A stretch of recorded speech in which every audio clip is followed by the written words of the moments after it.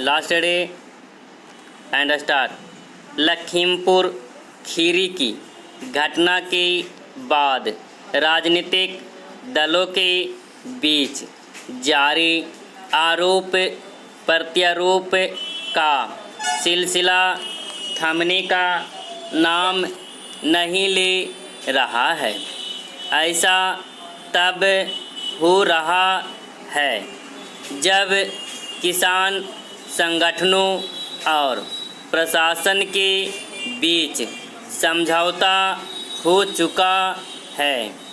इस समझौते के बाद होना तो यह चाहिए कि किसान संगठनों और केंद्र सरकार के बीच बातचीत शुरू करने की पहल हो, लेकिन दुर्भाग्य से इसके आसार कम ही है, क्योंकि पंजाब, उत्तर प्रदेश, उत्तराखंड आदि राज्यों में विधानसभा चुनाव निकट है। न केवल विपक्षी दल कृषि कानून विरोधी आंदोलन को भुनाने के लिए आतुर हैं, बल्कि किसान संगठन भी इसी कोशिश में दिख रहे हैं। इसी कारण जहां विपक्षी नेता लखीमपुर खीरी पहुंचने के लिए बेचैन दिख रहे हैं, वहीं उत्तर प्रदेश प्रशासन उन्हें रोकने के लिए हर संभव कोशिश कर रहा है। मौजूदा माहौल में इसके स्पष्ट संकेत दिख रहे हैं कि विपक्षी दल लखीमपुर खीरी की घटना को लेकर अपनी राजनीतिक रोटियां सेकते रहेंगे। हैरानी नहीं कि लखीमपुर खीरी कृषि कानून विरोधी आंदोलन का नया ठिकाना बन जाए।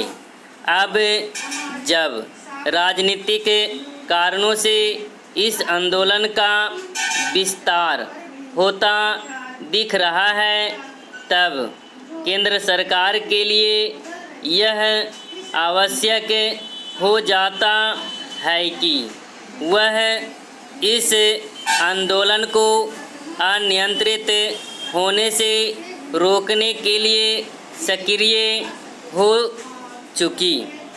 यह आंदोलन मुख्यतः बड़े किसानों की ओर से चलाया जा रहा है, इसलिए केंद्र सरकार को आम किसानों और विशेष रूप से छोटे किसानों के बीच अपनी पहुंच बढ़ाकर उनके समक्ष यह स्पष्ट करना चाहिए कि कृषि कानूनों का विरोध किस तरह उनके हितों पर चोट पहुंचाने वाला है।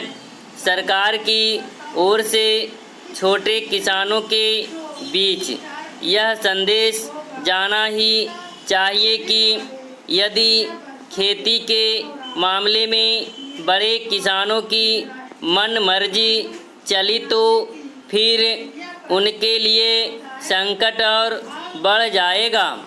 इस मामले में केंद्र सरकार को तत्परता दिखाने की आवश्यकता इसलिए है क्योंकि कृषि कानून विरोधी आंदोलन को जारी हुए 1 साल होने वाला है। निसंदेह ऐसी ही तत्परता उत्तर प्रदेश सरकार को इसके लिए दिखानी चाहिए कि लखीमपुर खीरी कांड का सच यथाशीघ्र सामने आए। यह जितनी जल्दी पता चले उतना ही अच्छा कि आखिर 8 लोगों की जान लेने वाली घटना किन परिस्थितियों में हुई?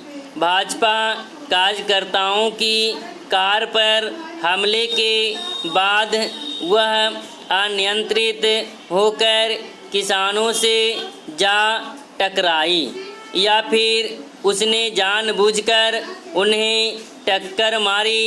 इसी तरह यह भी सामने आना चाहिए कि 3 भाजपा कार्यकर्ता और एक पत्रकार को किन लोगों ने पीट कर मार डाला।